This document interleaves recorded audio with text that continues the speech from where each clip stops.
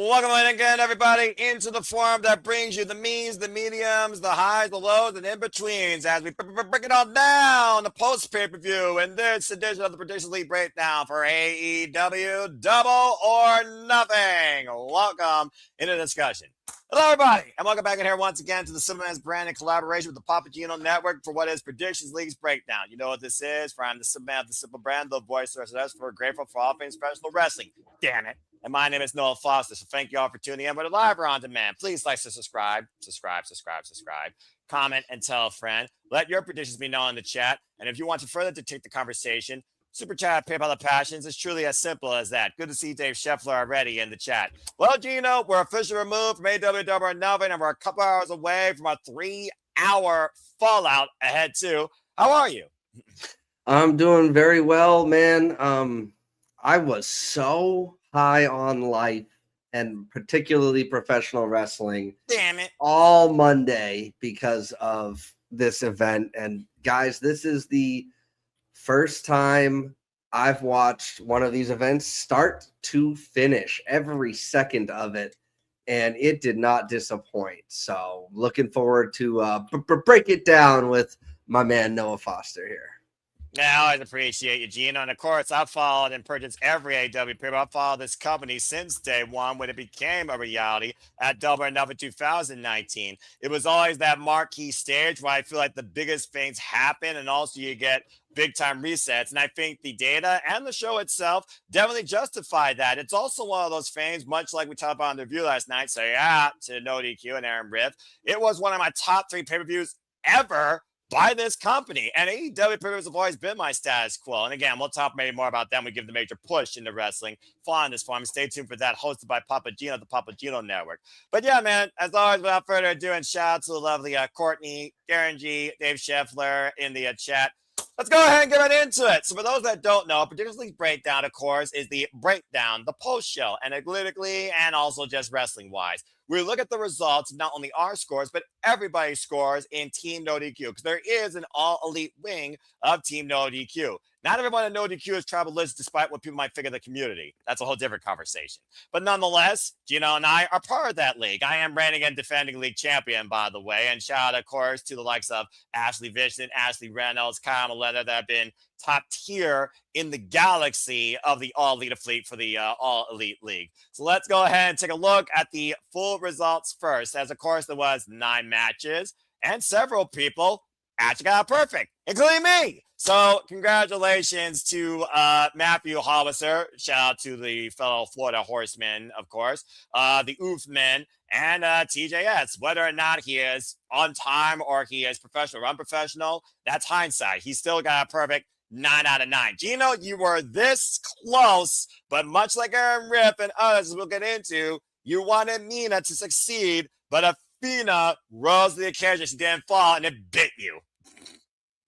Yeah, this is one of those things where I had, watching the No DQ predictions video, Aaron had convinced me of Athena, of Mina and against Athena. But as soon as like the match was starting and they were talking about, well, she hasn't lost a match in like 88 matches or whatever it was, I was like, she's not losing. So it was too late by that point, but you win some, you lose some, unless you're Noah Foster.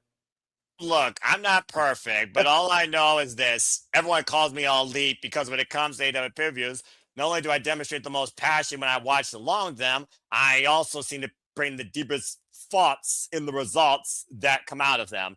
Case in point. So let's go ahead and further break it down, starting with the Owen, since we're already talking about it, because as you can see, folks, a lot of the matches were predictable. There are some unanimous statistics across the board. But again, predictability in wrestling is not a bad thing.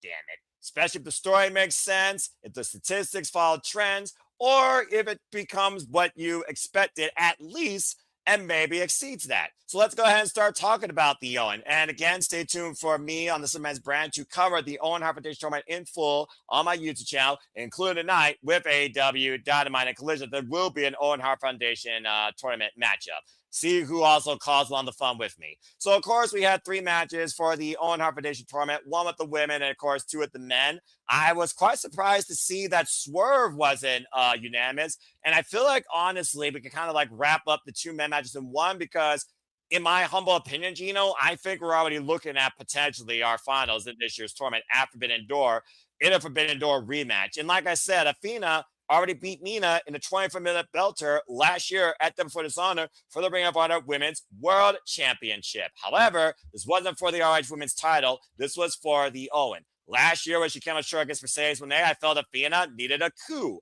at least to move a little bit further than last year, too, considering the CEO is currently not reporting for business. So, these 3 matches, it seemed pretty straightforward. I was hopeful for Mina. I wouldn't mind being wrong because I like getting upset sometimes in tournaments, but Athena and Swerve and Osprey to me felt like foregone conclusions, despite the lengths of dangerous means that Bandito and Swerve went to. Jesus. And Osprey on this new resurrection and a second chance at redemption, where last year was in the finals. You couldn't get against the Bruv in the opening round, bruv. I'm just saying. You know, for an opening round matchup, it could have been the finals, right? It's not going to have been the finals because we know where it's all leading. You know, these 2 names. Well, do we know? We're assuming. Let's keep in mind, we're not the guy with the pen and paper, but continue. I mean, you might be the guy with the pen and paper. You're definitely the man with the pen and paper. So, but we definitely felt like this was going to be. I mean, if you had told me that was the finals for Osprey and Joe, I would have believed you. And Swerve Strickland was, I don't know, he's top tier, especially with AEW, and I'm a little disappointed in the theme music. I get it. You don't want the Swerve on Drive, but that was a banger, and I miss it. And I don't blame you. I honestly don't blame you there.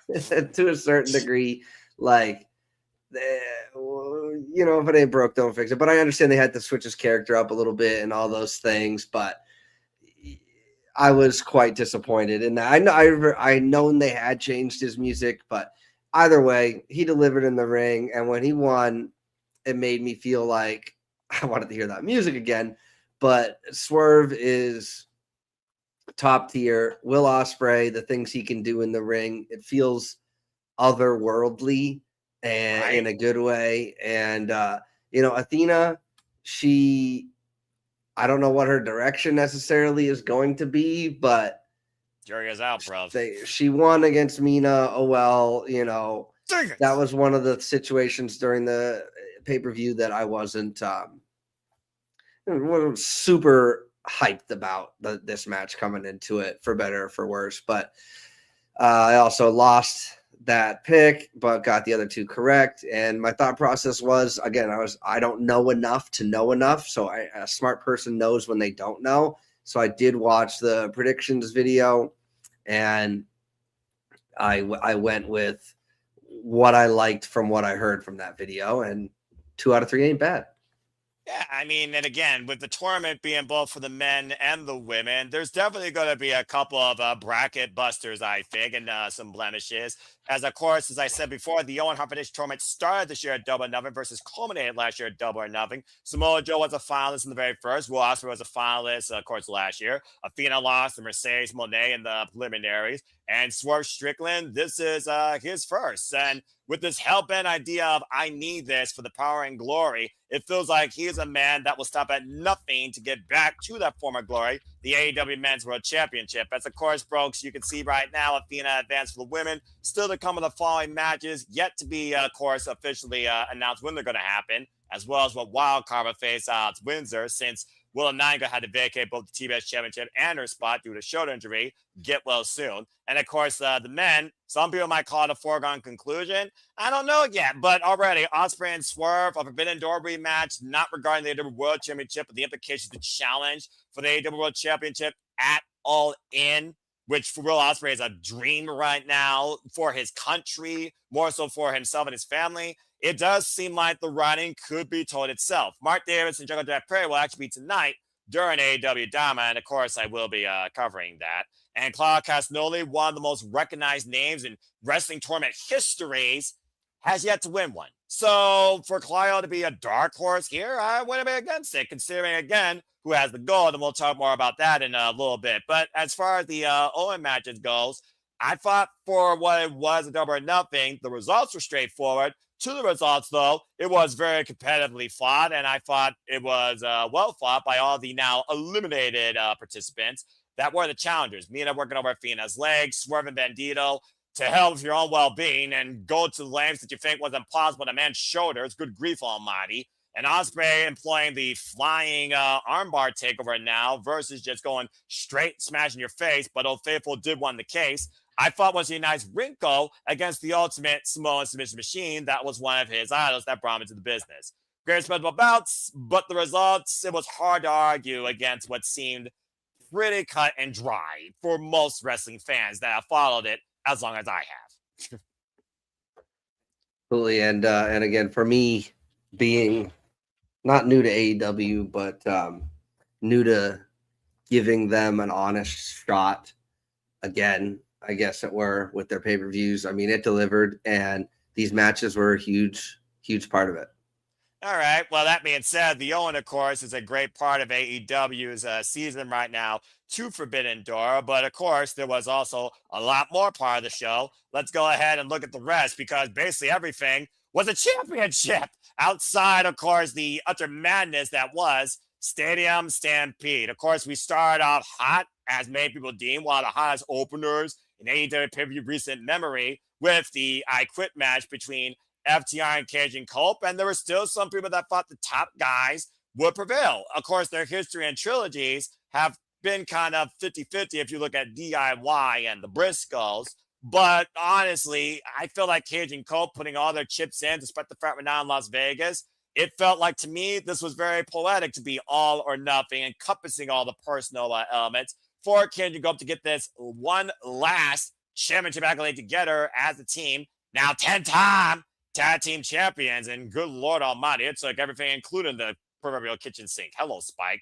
Literally 3 submissions and impaling a man to force a man to say, I quit. I can't remember the last time it took that much, or you put that much into an I quit result to force a man to say, I quit, including using your own wife in the process, who was a victim, by the way. So that being said, Gino, primarily as we look at the tag team championship match, what was your thoughts? Of course, you called it correct too. Well, unfortunately, it was crap or get off the pot for AEW and Tony Khan with these two teams for me. I feel like FTR is Fetch from Mean Girls. Stop trying to make Fetch happen. It's not going to happen. Like, I just don't really care about them. I'm sorry. Hate on me in the comments if you want. I just don't care. They're as generic can come. I don't think I'd recognize an action figure if it was lying down on one of my clients' toy chests. It's just, okay, they put on good matches. But do they bring people to the table? No. It's Cope and it's Cage, and I've picked them to my detriment in this league a bunch since Cope came back. And it's about damn time. And we talked about it last week on Major Push Wrestling. Stipulation matches. Alternative things to just this team or this person versus this team and this person. Like the I Quit style match with something on the line. Like, fantastic. It adds to it. Like, yes, it gives them the opportunity to, use weapons and things like that, but there's just something meaningful about it. And did I obviously picked Cope and Cage to win. I did not think there was any world where the dumbest booker, I'm not saying Tony is, but even the dumbest booker would have had Cope and Cage go over in this match. And there's I saw something online, but it was on Facebook, so it's tough to believe if it's even true, but like FTR might return to WWE. I mean, whatever. I genuinely like. I'm glad they're heels because if you wanted me to cheer them, you would. I would be that one guy booing because I just don't like them. So good on Cope and Cage. The entrance, what a way to start the night! But Cope's entrance, crowd singing, man, people love Cope. They, as much as I want to call him his name, people love Cope. They love Christian, and these guys are they're just all timers, and I will look forward to seeing what they're going to do with this moving forward. The Rica Bostonist, call what you will. And also tonight, they're going to give us a 5-second pose for the benefits of those with flash photography on Dynamite. So stay tuned for that, folks. Again, Dynamite comes tonight from Philly, the lacrosse arena. And again, I'll be covering that Women's brand 8 p.m. Eastern Standard Time. So stay tuned for more on that. And by the way, thank you to the 600 plus of you that tuned into our coverage across the Bible Studios this past weekend for AEW Double. You continue to allow the pageant to persist, pursue, and perpetuate. Hope we continue to be that conduit and outlook and a positive outlook on all things professional wrestling for you too at the grandest stages. Definition, pay-per-view. Yeah, for me, when it comes to FTR, it had to be third time was the charm. You pulled every personal aspect you could out of this. You tried to injure Christian Cage. You made a one-arm man. You exploited that at Dynasty. You literally put your hands on Adam Copeland's wife. So you already knew you were set up for a death sentence. And for the longest time, you flew with him mentally to the point he didn't return till Revolution. And FTR pretty much ran the potential of the AEW tag team division as well as the veterans, including the Young Bucks at Revolution. Lest we forget, if Cage and Cope didn't win here, I feel like they literally exhausted what they could do with the tag team division. This offers a fresh restart. It was an incredible moment. And now who knows which way we're going to go to see who takes the titles off Cage and Cope. For me, I think FTR did do course what they needed to do for these titles in Cage and Cope becoming the ones to take it off of them based on that veteran level history of experience and potential across both. This was an incredible culmination, in my opinion. And it was definitely the right result. So a new day for the tag team division, and we'll see what's new to come very soon in AEW. That being said, speaking of new things to come, Konosuke Takeshita, who came into the Don Callis family at Double or Nothing, was excommunicated from it at Double or Nothing. The first member of the family, ousted by the second member that Konosuke encouraged to be part of. The interwoven weaves with Kyle Fletcher and Konosuke outside the match in the storytelling of Strong Style with Konosuke and Okada made that match even better. And again, that was the second one. Now, obviously, the entire All Elite team in ODQ, they went with the right result here. It was unanimous. So, Gino, I'm curious to pick your brains regarding this match. What made you go with Konosuke versus Okada, considering the longevity of history and championship capability that Okada has with holding a title for a long time? Look forward to answering that just real quick.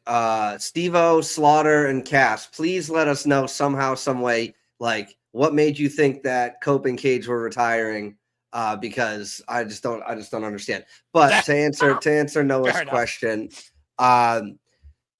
this is one of those things where they've had their history, they've had all these things going on, and I felt that this is kind of like with the other match, like this is like been a little bit overdue, and I'm glad they finally pulled the trigger on it. It almost felt like a passing of the proverbial guard to Konosuke, and I mean this match like was just fun. It was a great wrestling match. These guys are showing you why. Doesn't matter the language that we speak. It doesn't matter where you're from. It doesn't matter.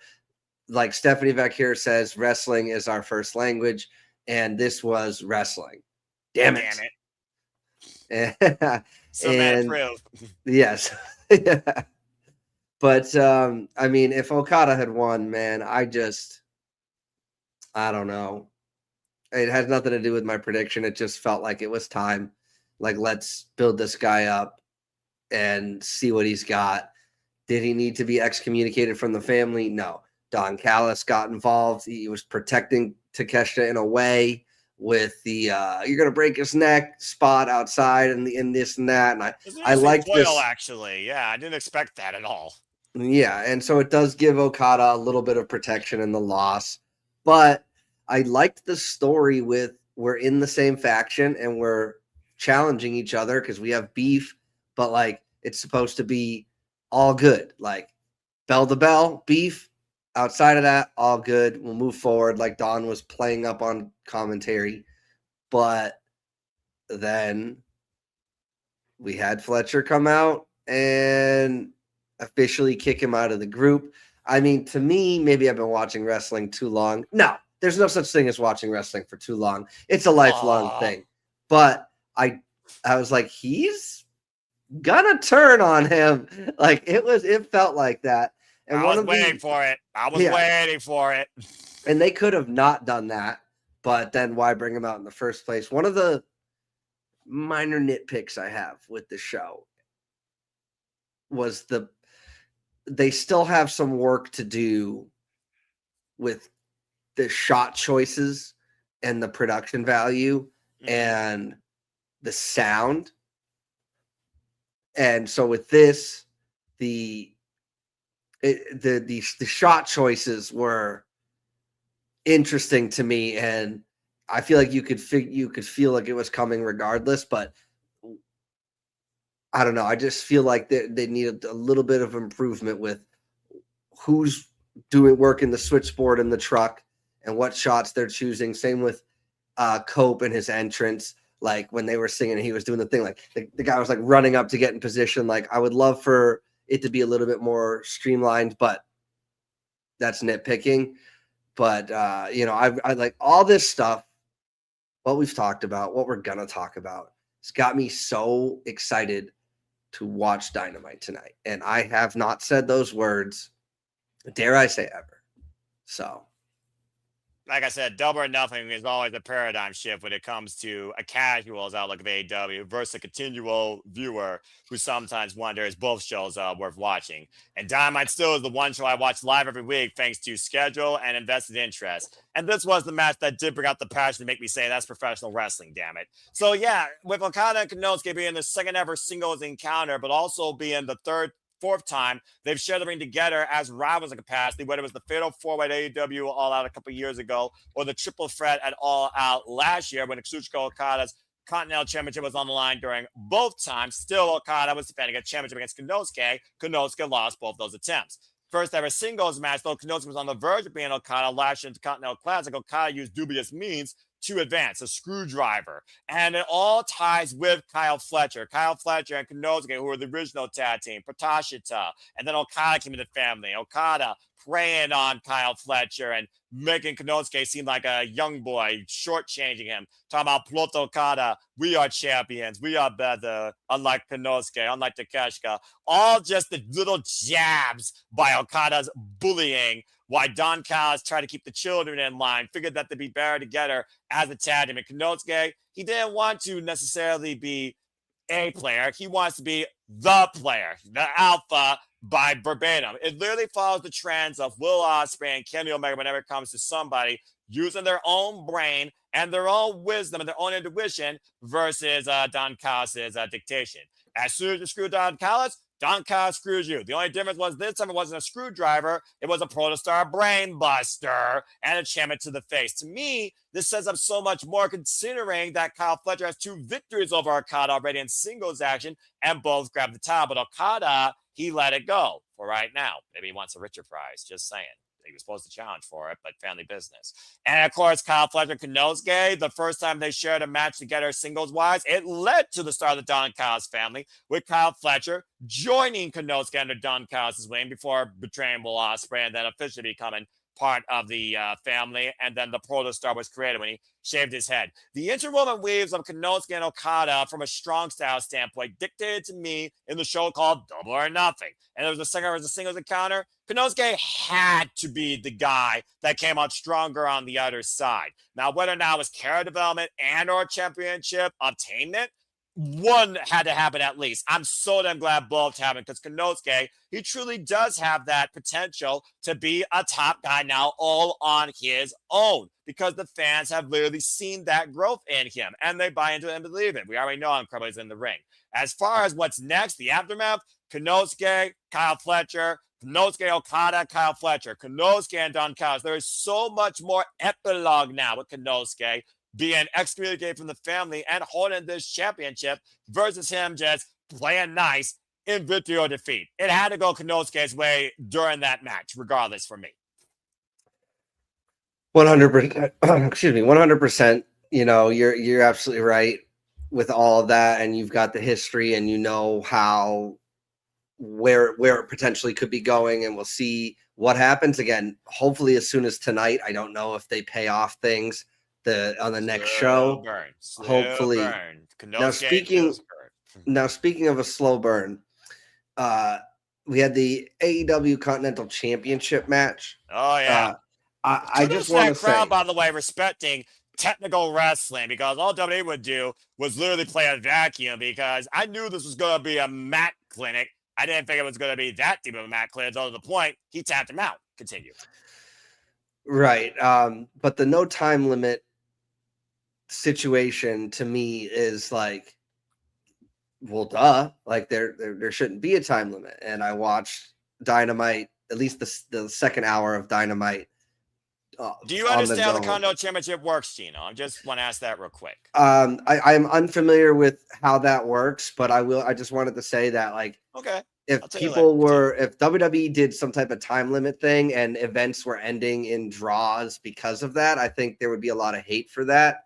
And there's just not. So maybe you could explain to me and potentially the viewers why that happens like that.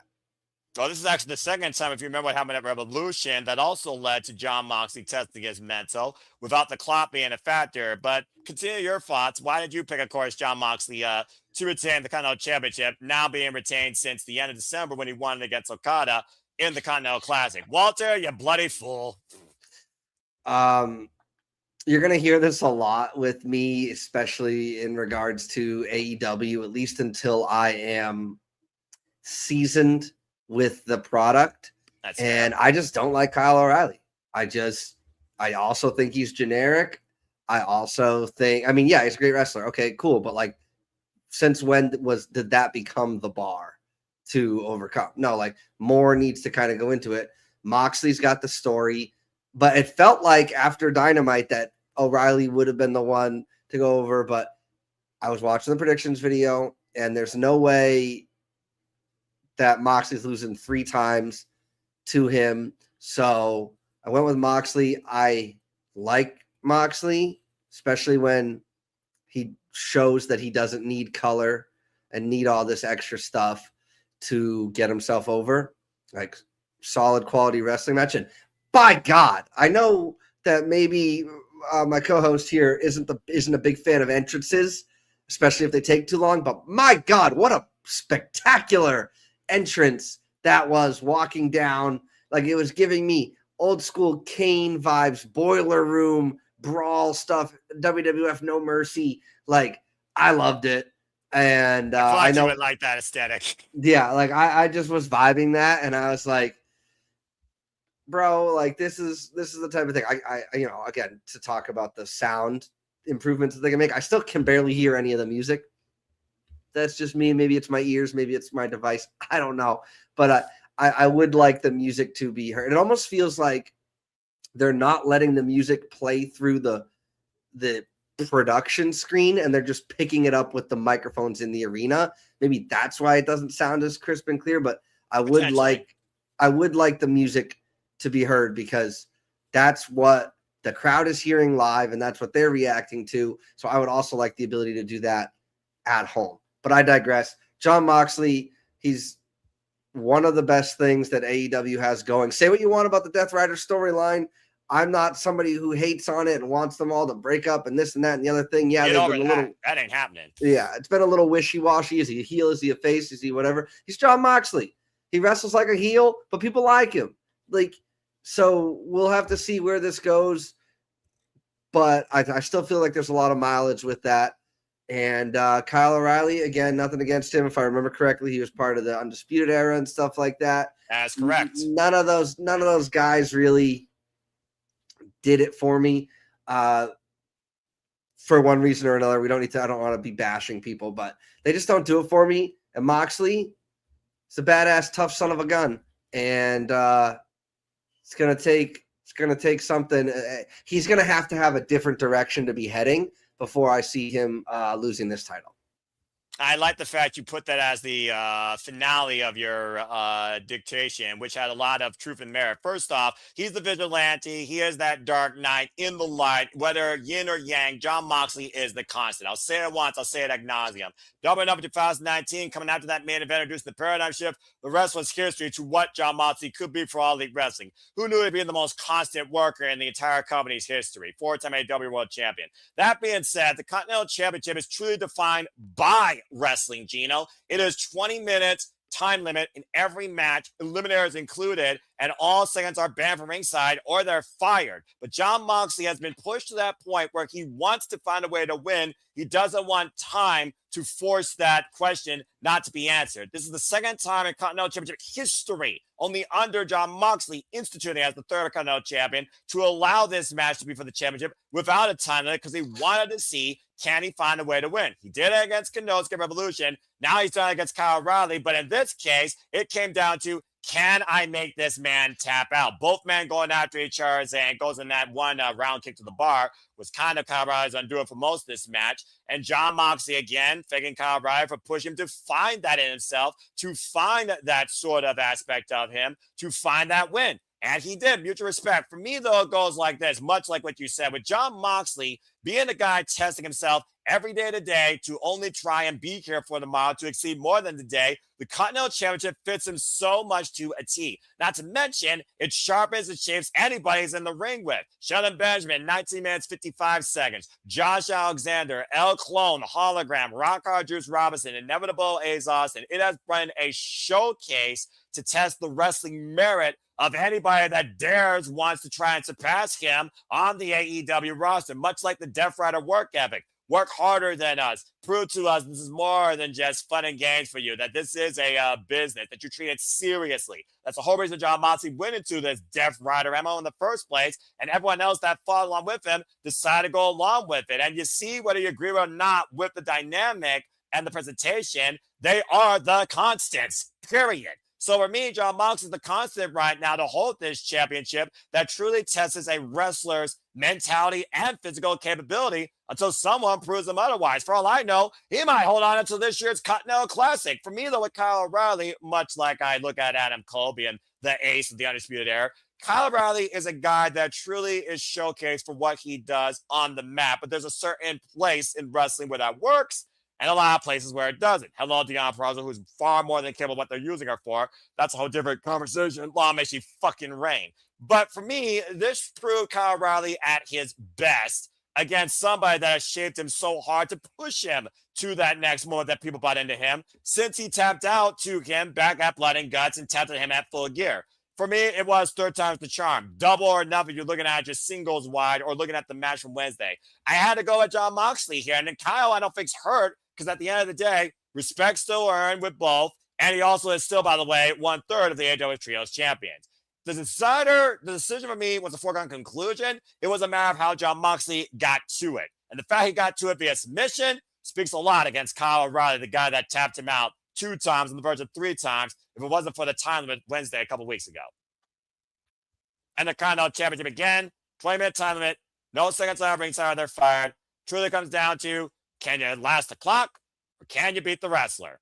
Kyle O'Reilly didn't do that Wednesday. The clock ran out. This past Sunday, Jon Moxley finally did it.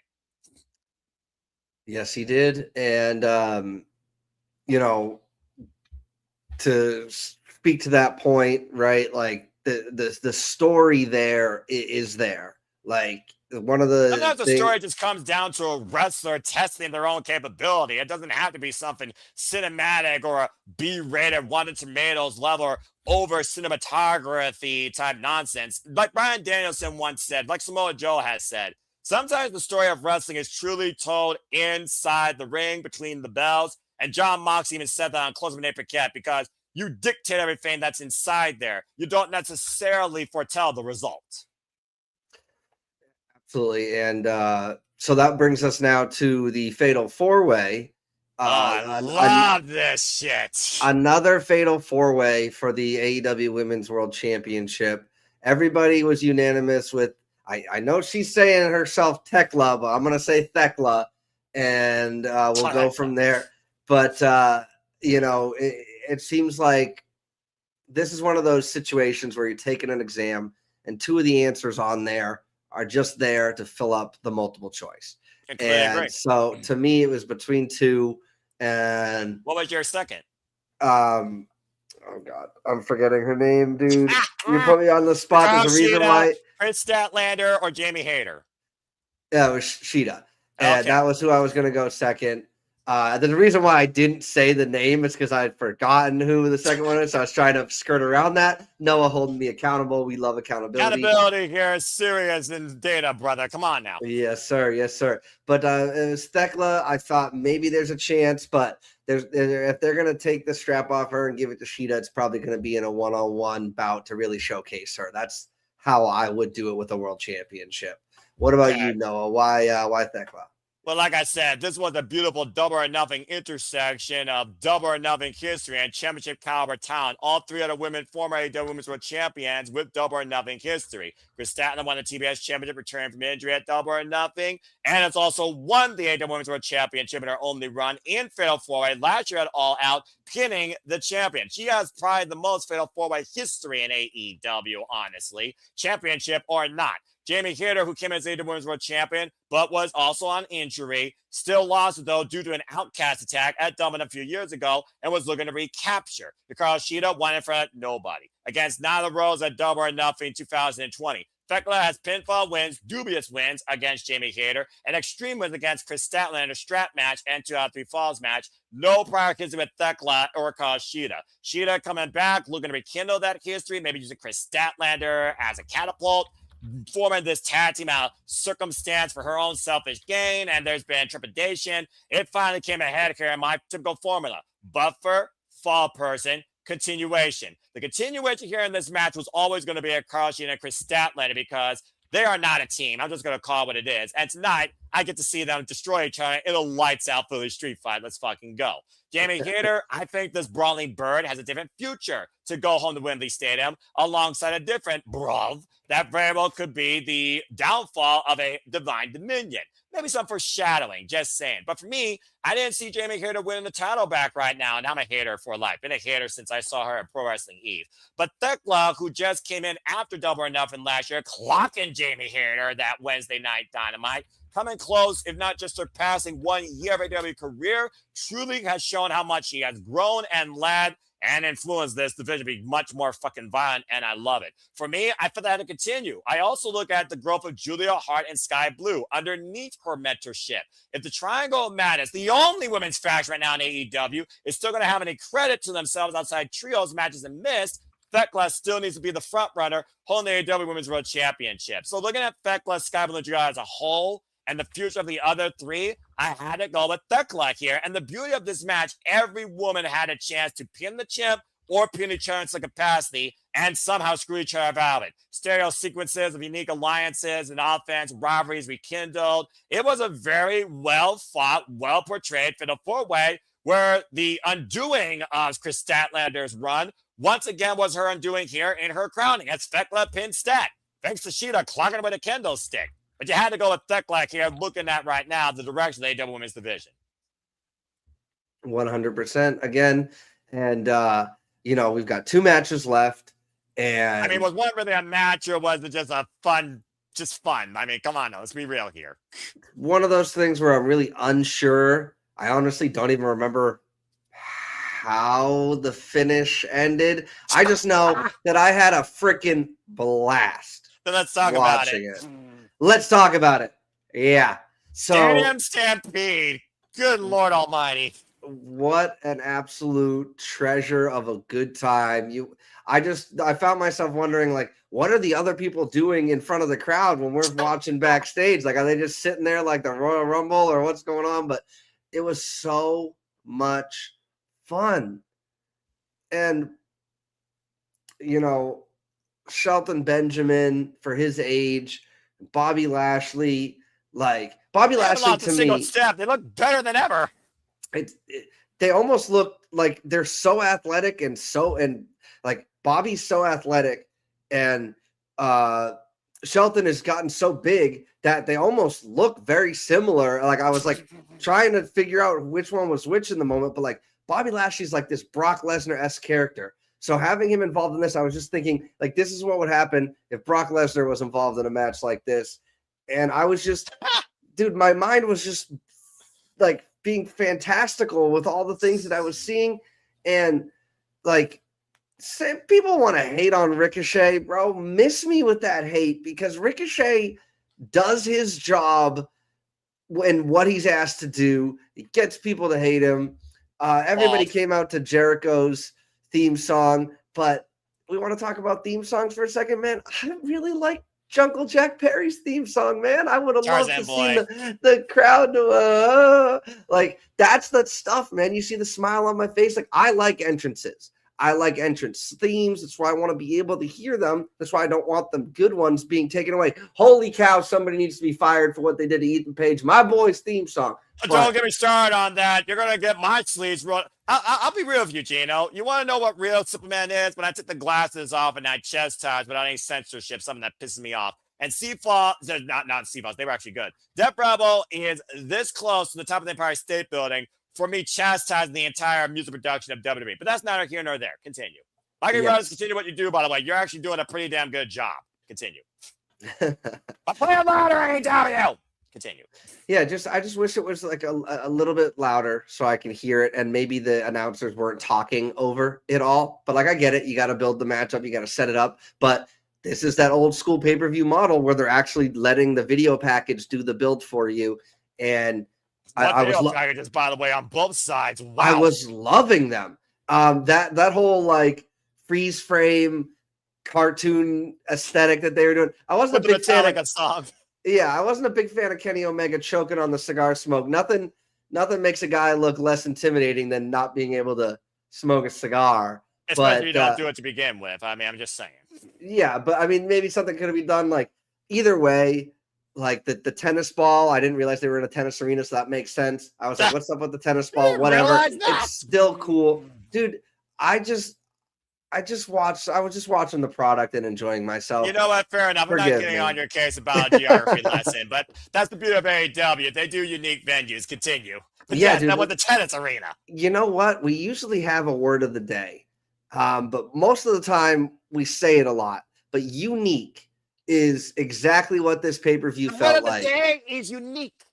It's unique today. This between the different stipulations, the different types of matches, the different finishes that they had, the different storylines being told in the ring and leading up to it, the having of the video packages, and the crowd, like they didn't let up at all the entire night. They didn't, and they weren't fighting against each other. All the WWE events I've been to over the last year, and even the AEW event that I went to a few years back, like AEW crowd is like, it seems to be all on the same page. Like WWE crowd say fight forever. These both guys are dueling chants. Right. Like you could tell that. And like, when was the last time they chanted WWE, the crowd? They don't. So when they're chanting AEW, you can just tell that there's a bunch of people in this arena happy to be here, happy to be enjoying wrestling, not looking for things to complain about, looking for reasons to, I mean, they had plenty of reasons to be happy. So they didn't really look that hard. You know, it's like right here on the edge of your nose. But I was about to say, I mean, when you do stuff right, I'm just saying, again, the flow. But nonetheless, getting a little bit on a tangent. Maybe we'll talk more about the presentation of AEW on Major Push Wrestling, folks. Stay tuned, as that will be going live here in about 10 minutes. But yeah, Stadium Stampede. At the end of the day, it started with Jericho and Ricochet. Jericho coming back, sound the dog line. Ricochet told him not to. Then Ricochet stole Jericho's line, so I called the Rickle Salt, constantly trying to embarrass him, even using the man at his expense against the Hurt Syndicate, getting the bear of them in trios action. The Dolls had their fallout with the Young Bucks. Kenny Omega, enough said. Don Callis family. I'm just going to put that out there. Jungle Jack Perry, and of course, Mark Davis. I mean, the interwoven weaves of the rivalries in what was the front story of Ricochet and Jericho, and Jericho's brainchild, Gino. He created Stadium Stampede back in 2020. This is the third official time we've had Stadium Stampede here in the States. Last time we had officially Stadium Stampede was at Wembley at the first AEW All In. First one, Inner Circle lost the Elite. The following one, the Inner Circle beat the Pinnacle. And then, of course, we had Anarchy in the Arena renamed, of course, for every time they went Double or Nothing, whether it was Las Vegas or Arizona. But here, it felt like, to me, this was literally appreciation for what Jericho brought in this innovation. And then everyone else just went nut and futz because, let's go down the list, shall we? Shillelagh, vacuum canister, selfie with a dinosaur that spit in the face like, what's the dinosaur that spits in the face? Someone help me with that. Google AI, help me with that. Gino, you can work on that. Shopping cart, football, Leo Rush, and Bobby Lashley cameo, if y'all remember. Satnam Singh, a food fight and catering, super kick up an escalator, and attempted to hit and run for murder while Mark Davis was blinded going eye first in a chair. Table smash. Hit and runs. Rick Knox gets wiped out. We've had sidekicks with trash cans and freaking shopping carts. Think about it, the Dilophosaurus, although I don't know what sort of dinosaur Luchasaurus is. And then it culminated to your point where Ricochet being on the blunt end of almost everybody's a finisher till Bishop Khan took the bullet and got surrounded by, you're hearing this right, a 7-way super kick by the entire party, including what I'm pretty sure was Bobby Lashley's first ever super kick. And then Chris Jericho icing on the cake with his lion salt for the win, and then post-match celebration, not to Sabu. And that was the simple summary of this Stadium Stampede. That was the craziest one yet in AEW history. I was laughing my butt up. Oh, how could I forget? Looper, tennis ball machine, playing suicide, giant ass non-regulation tennis racket. I think I covered everything. But yeah, that was Stadium Stampede. It was just a madness of fun. And the right team won. It was so much fun. And that's what you want. Like, people want to it's funny just because of the tribalism and stuff. Like, I feel like if WWE did something like this, like, there might be a lot of hate for it. So we'll have to see. But that was just entertaining. And if you find something wrong with that, then you really need to look in the mirror, look hard in the mirror, and tell yourself it's just a television entertainment product. Just, I don't want to say grow up because everything's subjective, but like, there's room on this card for a fun match like that, or a fun, not even a match, a fun brawl like that. So yeah, absolutely. Again, and Jericho being the butt end of Ricochet's humiliation, antics, insults, and assaults, it made sense that at least somebody in his faction was the one on the defeat in Jericho's creation. And then we'll see the fallout tonight, I'm sure, on Dynamite, where Jericho will call Ricochet once again bald. Because technically, Jericho didn't beat Ricochet. He just beat Ricochet and his cronies and everyone else in Stadium Stampede without pinning the man he was going after in the first place. So again, this is not done, but this was a hell of a way for Jericho and company to finally get one up on Ricochet. And I loved it. Absolutely. Now, speaking of getting one up, we have the main event of the evening, the AEW World Championship. 13 out of 15, by the way. Apologies for that, staff folks. As Uthman corrected me. Excel sometimes screws up. Thank you, Uthman. Continue. Yeah. Title versus Hair. Mr. Hair Plug. Mr. Turkish Hair himself. Hair Plug. God. This was about getting the better of each other. This whole storyline between each other was getting the better of each other, using the side headlock takeover to win, which is underwhelming, to say the least. Unless you looked at their history, Gino. I'll talk more about that. Just saying. Right, but that was the story. It's like, this is how MJF beat him. That's how Darby beat MJF. So MJF, it's getting one up on each other. And but Darby Allin is a freak of nature in the best possible way. And well said. Like, I'm one of the people who, despite not being a massive AEW tribalist fan, Mark, whatever you want to call it, I've been saying for a long time Darby deserves a shot, to hold the strap. That besides MJF, Darby is one of the guys who's transcending his company. And that's what, if I'm a leader of a company, that's what I want in my champion.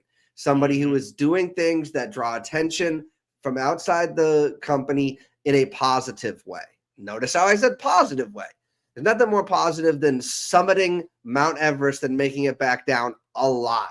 There's nothing more positive than being able to do all of these things.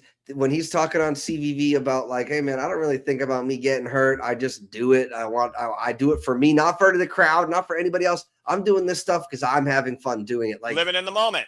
It's crazy. I really hope he doesn't mess himself up. But and then he hit his head on the coffin drop. But that's the whole idea of the coffin drop in general. Like when you're falling backwards, like that's like the scariest type of fall. Oh, yeah. It is what it is. But MJF is my favorite AEW talent. And Darby Allin is my second favorite AEW talent. And a pay-per-view, a main event between the two guys that I'm invested in the most. I mean, would it deliver? It absolutely would and did. And there's just not like for people to have been in the chat yesterday and talking smack about AEW as if they didn't just deliver the pay-per-view of the year, maybe the pay-per-view of the decade, is absolutely insane. Absolutely insane. Everybody's entitled to their opinion. But for me, and you're probably seeing this online like I am. Like the people who don't watch AEW, who gave Double or Nothing a chance, are all like, I'm going to be honest. I didn't. This is the first Monday Night Raw that I haven't watched start to finish in months.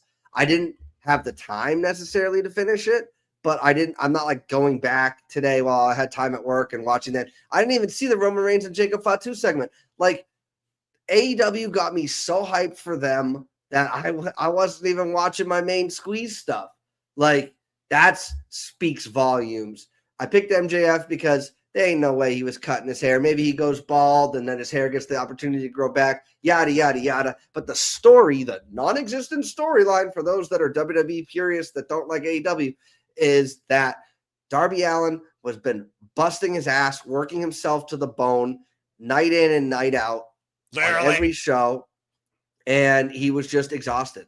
He's hitting them with submission. Like, that's that stuff that made Stone Cold, passing up from a submission. And this is like the opposite of that, where he's just doesn't have any more gas in the tank and he just can't continue with the submission. That is storytelling. That is storytelling, people, at the highest level. And to not be a fan of MJF, okay, whatever. He's a dick to everybody he talks to, but that's his gimmick. He lives the gimmick. To not be a fan of Darby Allin, like, I just don't know what you want out of wrestling at this point. So it had to be MJF, though. Darby Allin's going to take some much-deserved time off. I hope he's okay with his head. And, it was easy for me to pick.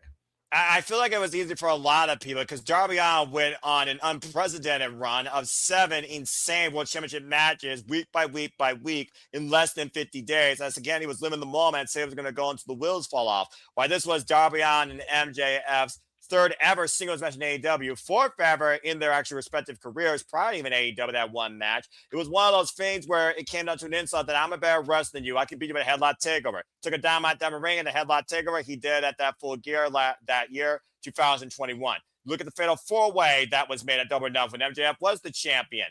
Coffin drop into the AEW World Championship on top of Sammy Guevara. MJF took advantage and used a headlock takeover to pin Darby Allin that night.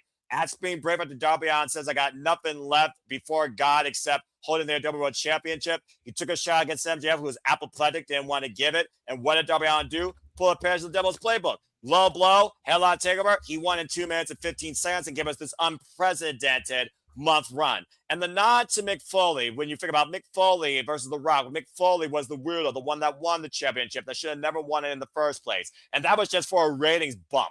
By the way, nice move, Eric Bischoff. The fact of the matter, these two day one AEW talents culminated at the very marquee name show that has defined AEW in the main event for the World Championship and gave everything in their stories of their careers. Not to mention Darby Allin literally portraying what he said was going to do until the wheels fall off or until he passes out. You couldn't ask for a more fitting way for MJF to get his third AEW World Championship at the age of 30, making history, not to mention what Darby Allin did with that championship in this story. You had to go with MJF here. Again, we talked about at the beginning of the year, there are so many different ways for MJF to take the title this year versus opponents. Andrade, Kyle Fletcher, Will Ospreay, Kevin Knight, the last guy to beat him, by the way, in singles action, are right there. And that's just 4 right now I'm putting in the conversation. Not to mention anyone still left in the Owen, as anyone in the Owen will challenge for this title at All in Wembley. For me, the summer had to go through MJF. But Darby Allin, you gave us one hell of a spring breakthrough. But I really do hope that you are okay and you do take some time off. And I think that UFO splash follow-up by Kevin Knight is a good aftermath epilogue to see when Darby Allin comes back with revenge and maybe go after the title he also coveted so much in the name of the late great Brody Lee, the TNT Championship, in a bygone life. Either way, this had to be for MJF. I could not see MJF losing. I was thinking about it for a second, but at the end of the day, too much right now for Forbidden Door and All In to not have MJF at the front of it. 100%. And again, to wrap it all up, what an event. What a pay-per-view. If this isn't top 1, top 2 on the No DQ year-end rewards, then we've had a damn good year in wrestling. Let's just say that. If this doesn't finish in the top 2, halfway through it. Yeah. So, I mean, like, come on now. So, if you haven't had the chance to check it out, I know sometimes live events, watching them back, it loses some stuff and whatever. But let's pull up the prediction sheets and see where everybody stands, and we'll absolutely take this thing home. Again, it's always a pleasure. Again, AEW, thank you. That's professional wrestling day. But like I said, that's one of my top 3 AEW pay-per-views of all time. And right now, that is my show of the year, bar none. Here is to the All Elite Galaxy, as right now it looks like that the leader is Christopher Leclerc, who took over from Ashby and Ashley. You got some picking up to do, even though the trends may necessarily be in your favor. You're in a dead heat right now, 5-way, 6-way tie. It looks like at 21, second place or 20th. Very close across the top echelon of the All Elite Galaxy. So people keep on predicting. And of course, to the team, it is me, because I am better than you, and you know it, because my name is Noah Andrew Foster, NAF. Damn it, last year's league winner. As I finally trumped Aaron Riff, who botched the Mina match and allowed me to score a perfect. Shout out again to Dave, Matthew, Oofman, and TJS, who also scored perfect. And Gino, again, for someone that's now really getting into the AEW realm, you're doing quite well, despite the fact you see yourself low on the list by namesake. There's a 1-point gap virtually between everybody here, and we still have so much more, including a new preview in July, Redemption. So again, folks, if you haven't already, continue to be along for the ride. Just enjoy life, and truly you can enjoy wrestling by just simply predicting. Yes, sir. And so if you're watching my feed, Noah will plug where he's going to be found. If you're watching Noah's feed, come find me at my channel. Just search PapaGino0017 in the YouTube search bar. You'll see the logo pop up. Just click on that. Give it a subscribe. Don't forget to like this video on both of our channels. It means a lot, and it gets more people and more eyes on the product, and thus potentially more predictions, league members down the line. Absolutely. Thank you so much for watching. Noah, where can the people who are watching my feed check you out? If people wish to engage with me, find me if you choose. I am Foster1916 on the X and on YouTube for all things wrestling. Shout out to W Fam, for I am nothing more but a simple man and a lifelong fan of professional wrestling. Damn it, I'll be with you, PapaGino, on your PapaGino Network here shortly for Major Plus Wrestling, at least for a duration, because of course I will be covering again the Owen Hart Foundation tournament in full. So I will be going live on the Simmons brand at 8 p.m. Eastern Standard Time for the coverage tonight of AEW Dynamite, the fallout from Double or Nothing. Stay tuned for more on that. And as you curve a PapaGino, stay tuned for him if you choose. I really, truly encourage you to follow him. There you go on the YouTube, PapaGino 0017. No relation to James Bond, just saying. But he probably likes his drinks on the rocks. And again, keep following the Major Push in the Major Push Wrestling Podcast. We'll be doing that here shortly. And as always, I'd like to remind and encourage you, there are no winners, no losers, no betters. Just fans of opinions with this past we all share. So at the end of the day, support one another, respect each other, protect your mentality too, treasure your families, and just enjoy life and the breakdowns when it comes to all things professional wrestling. It's as simple as that. We'll catch you on the next one. Bye-bye. Have a good night, folks. And AEW Double or Nothing truly was an incredible show to break down for this year's league. Thanks for tuning in, everybody.